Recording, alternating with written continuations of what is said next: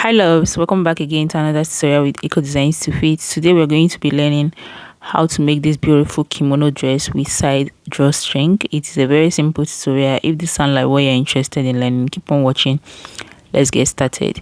For this tutorial, I have my Ankara print on top of the table, my scissors, my chalk, and my straight ruler.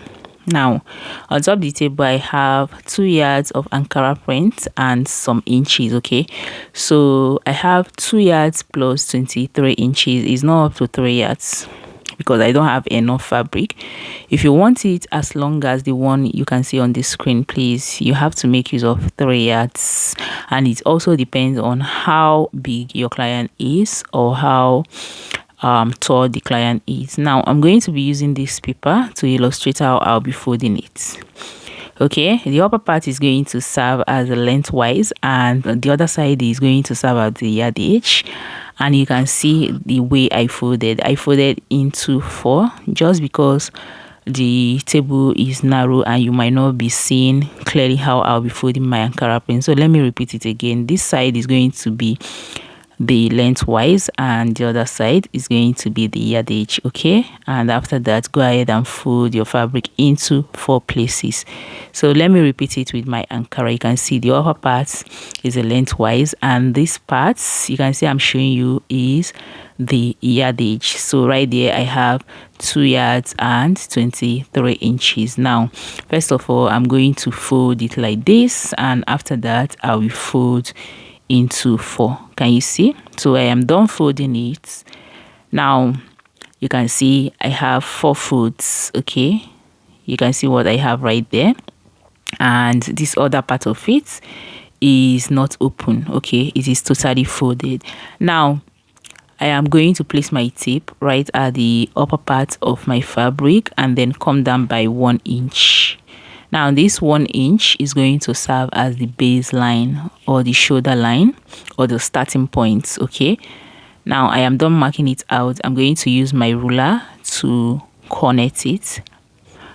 Now after this I'm going to place my tape on this line and then I'll be marking down to the bust point, which is 11 inches. So I'll repeat the same thing on this part and then connect it together with my straight ruler.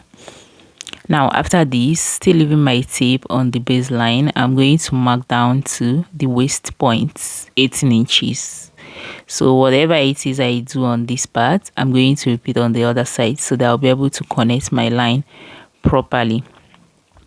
Now after this, I'm going to also leave my tape on the shoulder and then mark down to the hip points. Okay, so from the shoulder to the hip points, I'll be making use of 26 inches. Okay, you can make use of 25. It depends on how tall you are or the body size. Okay, now I'm going to connect horizontally like this, and then lastly we're going to mark the length. Okay, so for this particular tutorial I made use of 37 inches for my length just because this kimono is going to look like a top for me. Okay, but if you want it to be as long as the one you just saw on the screen, like the one we are following to make this tutorial, you have to make your length up to 45 inches just below the knee point. Okay, now after this, remember my length is 37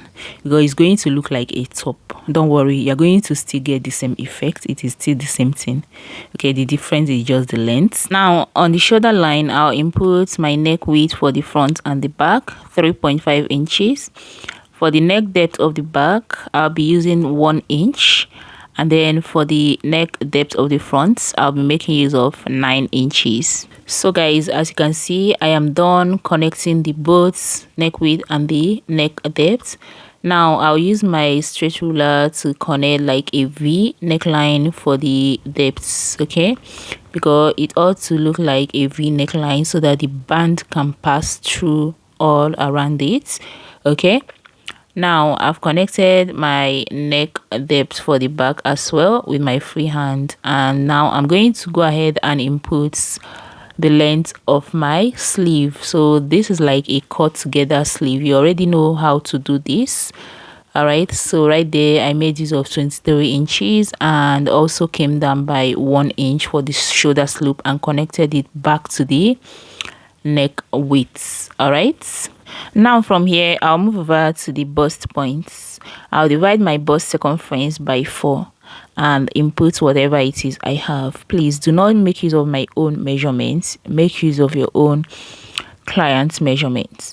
So whatever you have right there, go ahead and mark it down and input 5 extra inches. I'll move over to the waist as well, divide my waist circumference by 4, mark it down and add 5 extra inches as well. Now this extra inches is going to serve as my ease allowance and sewing allowance. I still repeated the same thing on the hip, my hip circumference divided by 4, mark it down and added 5 extra inches and extended it to the hemline. Now you can actually, like, after measuring your bust circumference and adding 5 inches, you can just extend it downward, but I want mine to have a shape. That's why I did that down to the hip. Okay, now from the bust point I went down by 2 inches. Can you see what I just did? And then now I'm going to connect my sleeve opening. Can you see? Now after that I'm going to add my sleeve folding allowance of 1 inch and then connected it. And then the next thing I'm going to do is just carefully blend it up like this, because if you like cut it out without blending it, it's going to affect the underarm. It's not going to relax properly. Now after this I went up to the shoulder, added my shoulder sewing allowance of 1/2 inch and then connected it together like this. So you guys, you can see we are done. We just cut out both the front and the back together at once. You can see that this is so simple. And first of all, I went ahead to cut out my back neck. Okay, and after that I cut off my shoulder, and then you can see I'm cutting out the side right now. So this is actually very simple, and this is what we should have. Remember, if you want yours to be longer than this, please, you have your choice to make. Okay, because I want my own to look like a top, or let me just say because I don't have enough fabric, but I really wanted to do this tutorial, that's why I made my own very short. Okay, because I actually want it to be a top anyway. So now I've removed one part of this that is going to be my back, and then you can see I've just cut out my front, and then I'm going to slit it open right at the center front. Can you see? So I've just cut out my front neck depth, and then from that 8 inches mark of the neck depth I went ahead to slit it open. Okay, so the front has been divided into 2. Now we are going to start to stitch because we are done cutting it out. So to stitch this up, place your fronts at the top of the table, and then you're going to make sure that the back is facing it with the good part. Okay, so make sure that the front and the back are right side facing each other, place it properly, and then you go stitch the shoulder. After stitching up the shoulder, make sure you weave it. Okay, with the rough edges. And you guys, right here I am done stitching the shoulder, and you can see what it looks like. Okay, so after that I went ahead to place it on top of the table like this, so that I'll be able to measure around my neckline down to the front hemline. Okay, so first I folded and notched the middle of my back. Can you see? So it's just like notching the middle of the neckline, and then I'm going to have to measure. So I started from the middle of my neckline down to the hemline of the front. So what I had there was 43 inches. Now 43 times 2, I'm going to have 86 inches. I'm going to cut out a strip of fabric which I'm going to use as my band. So here it is on top of the table. It is long enough. I had like 90 inches right there, but then the height is 2.5 inches on fold. Now I opened it up, I'll have 5 inches. Okay, so let me fold it into 2 and then measure it so that you guys can see. So I folded into 2 and then I'm going to measure it so that you see that I have enough. So just make sure that you have enough to go around the neckline. Okay, and I've notched the middle of this strap. Okay, now you can see I've measured it and I have just enough to go around the neckline. All right, now after this I'm going to bring in my dress, place it on top the table. Remember, you have to notch the middle of the neckline and then match it up with the middle of the band. Okay, can you see? Now I'm going to use my pins to hold it all around. Can you see what I'm doing? So I've matched up the middle of the band and the middle of my dress. After matching it up, now I'm going to use my tape to take it all the way down to one side of the front, and then after doing that for one side, I'm going to repeat the same thing for the other side. Okay, so you can see what I am doing now. You can see I have excess. Now I am done with that part. I will repeat the same thing to the other side. Can you see? And after that, I'll move over to my sewing machine and stitch it up like this using 1/2 inch. And after that, please do make sure you serge the rough edge. Okay, so guys, I am done sewing it and you can see what I have. This is looking all neat and clean. So now I will go ahead and turn it over to the wrong part so that we stitch up the side seam. Now you guys, when stitching up this side seam, you have to make sure that you use 1 inch because this is where we're going to be placing our drawstring. Okay, so you need to have like 1 inch allowance right there so that your drawstring will be able to pass through properly. So now I'm going to stitch up one side. After that, I will stitch up the other side. And please, when stitching, just before the hemline, leave about 2 inches right there. Okay, because you need to hem the down parts before adding up your drawstring, like before closing it up completely and adding up your drawstring. Okay, so guys, I am done stitching it and this is what I'm trying to explain. You can see I left about 2 inches. Okay, just before the hemline. Now I'm going to go ahead and hem the down parts. All right, just with 1 inch.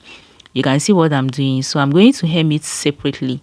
You know, we have 2 parts for the front and a single for the back, right? So I'm going to hem separately, and after hemming, I will now stitch it up completely. I hope you just understood what I explained. Now I am done with that, and next I'm going to cut out my drawstring. Okay, so I'm going to use this strip of fabric, fold it just like this, okay, and then stitch it up and turn it out with my broom. You already know how we do this. Okay, so I'm going to have 4 pieces of it. Now I am done stitching up my dress completely, so you can see I am done stitching up the hemline and then stitch up the side completely, and this is what I have. Okay, now I went ahead to give it a good press so that it will be easy for me to sew in my drawstring. So here is a drawstring, the strip I'll be using for the drawstring. I have 4 pieces of it and the length is about 20 inches.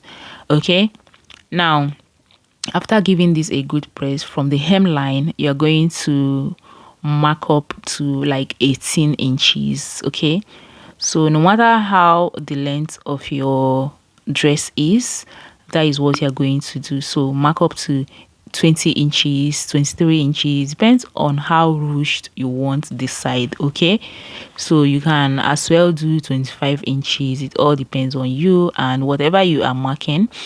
You have to take note of that before forming your strip for the drawstring. Okay, so now after marking it out, here is how I'll be inputting it by the side. So this is why you need to have about 1 inch for your side seam allowance so that you'll be able to stitch it up properly. You can see, so I'm going to input it and stitch it up like this. First of all, you're going to have to stitch it up right at the upper parts.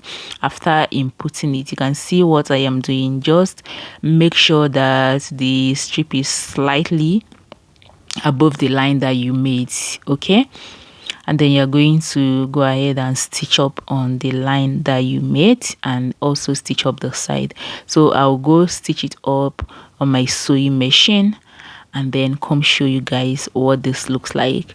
So guys, I am done and this is what I have, and you can see me trying to push it. So this is what it should look like. So once you draw it, you can as well bring it upwards, you can bring it downwards, bring it upward, you can tie it or just release it. So guys, this is how to make this beautiful kimono dress with a side drawstring or ruche. So guys, I hope you find this tutorial helpful. We are done, and if you find it helpful, give it a thumbs up. I will see you in my next one.